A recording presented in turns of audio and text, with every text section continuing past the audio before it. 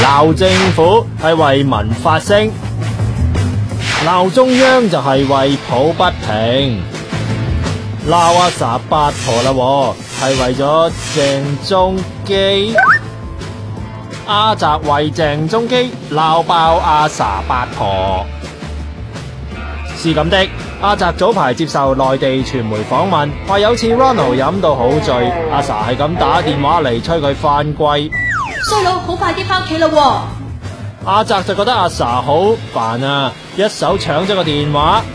阿八婆，你唔好再用電話打嚟啦，佢唔翻嚟噶。之後阿 sa 就嬲咗阿澤啦，就算見到面都當透明啊。後尾阿澤加盟英皇，阿 sa 仲責問經理人點解要簽呢個人添。好彩阿澤之後一心向佛，領悟到冤家宜解不宜結，所以趁住有次同阿 sa 一齊衝上雲霄，主動道歉，兩人先至 friend 翻咋，大團圓結局可喜可賀啊！